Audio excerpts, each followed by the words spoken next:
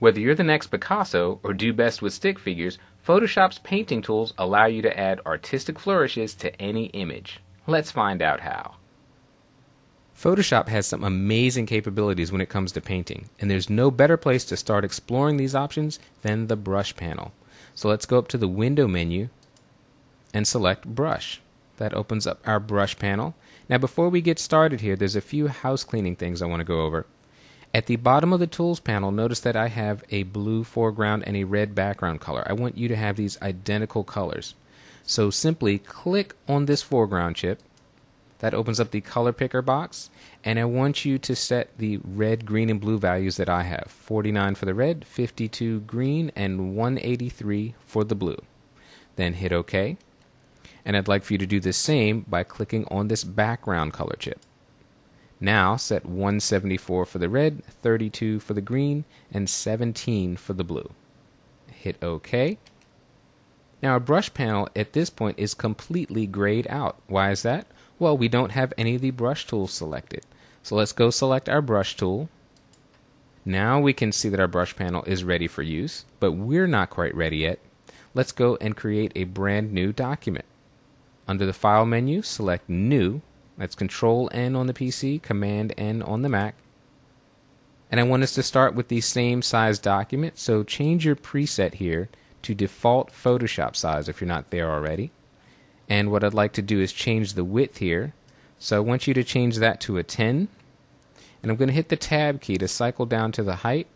And under height, I want you to enter 10 as well. So we'll both be starting with a square document. And then simply hit OK. We're going to hit the F key to cycle through to full screen mode with menu bar. I'm invoking the hand tool here with the space bar so I can drag this image out from beneath the brush panel. And now we are ready to get started. The very first thing to know about the brush panel is that in this top window we have our brush shapes. We have icons showing us the shapes of brushes available in this brush library. I want you to go down to the bottom of the brush panel, click on the Preset Manager icon. In the right flyout menu, select Reset Brushes. I want you to replace your current brushes, so press OK. I've already got my defaults, so I'm going to hit Cancel. Then hit Done. We're going to start with a simple brush. I've got my 65 brush here selected. What does that 65 mean? And you'll notice that all of the brushes have numbers. That's simply telling you the brush size. So if I click here to 19 and went here to 65, we're changing the brush size. So you can see this is a 65 pixel brush. But I can easily change that with the right or left bracket keys. I'm going to bump it up just a couple of points.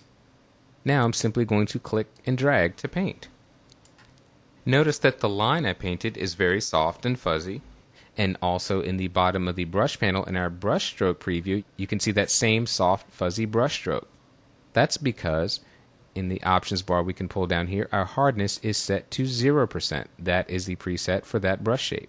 We can drag this over and make it 100%. Now, if we paint, we have a hard edge.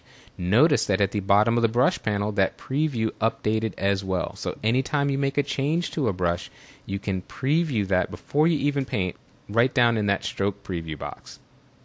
So far, if you've been seeing an animated brush icon in the upper left of your document window, you've got the brush preview enabled. Your video card supports that.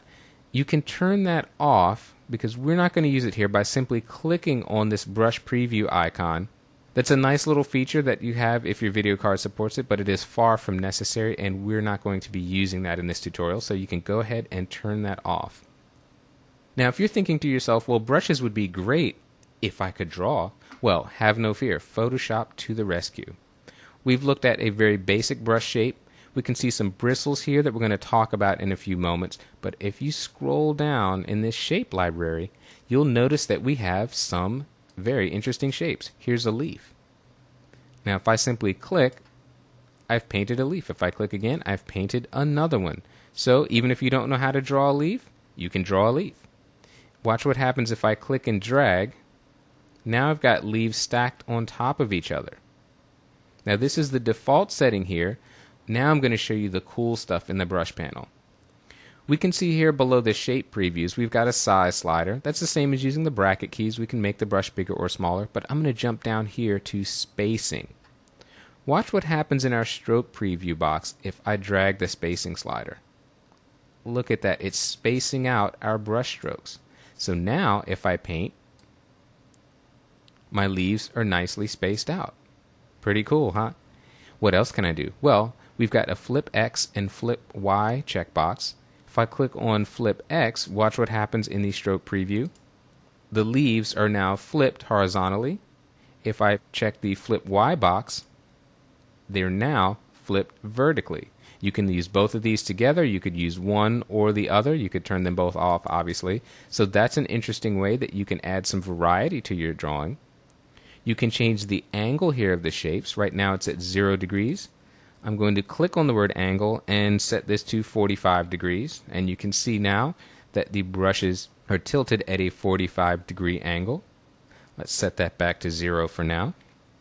We can change the roundness. With these leaves, they're going to look best at 100%, but I'll show you what, let's say, 30% would look like.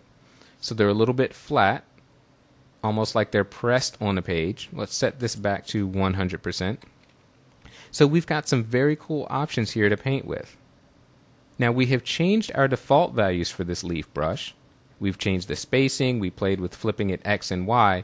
The thing to remember about brush presets are, you can change them at will, but anytime you click off of this brush and select another one, when you return to that original brush, it will take its default settings. So if we go here to this other leaf brush, which is very nice, actually let's paint with that a little bit. There we go. If we move back to our original leaf, now our spacing is set back to 25, and any other changes we would have made here have been lost. So if you would like to make changes to a brush shape and maintain those changes, here's what you do. Let's change the spacing here. Put it something like there. Let's flip this. And let's put the angle at 15 degrees, for example. Now what we'd like to do, if we want to be able to go back to this brush preset, go up to the flyout menu at the top of the brush panel and select New Brush Preset. It gives us a default name. Scattered Maple Leaves is the original name, and it's adding a 1, so it won't overwrite that. Notice that we have Capture Brush Size in Preset. Right now it's at 74, so if we check that box, our new brush preset will be 74 pixels. We can simply hit OK. And now let's move to a different brush. Let's go to this sort of 3-leaf guy here. Now, if we go back to our original brush, well, there's the default settings, but we have our new brush preset down here that maintains the characteristics we just put in. Now I'd like to talk to you a bit about bristle tips. All of these standard brush shapes have what's called static tips, but if we click on one of these bristle tip brushes with the very cool icons here, you'll notice that our menu options change below. We have a bristle qualities box. We can change the shape of it. This is a round point. We could do something like a round curve, for example, and notice here in this preview box what that does.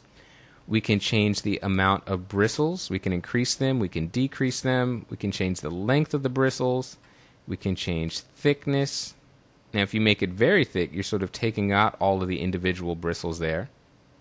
We could change the stiffness of it, for example, and we can change the angle. And of course our old friend spacing. So all of these parameters we can change for any of these bristle brushes. So if we click on this fan brush here, we can see how this paints. Let's click and draw with that.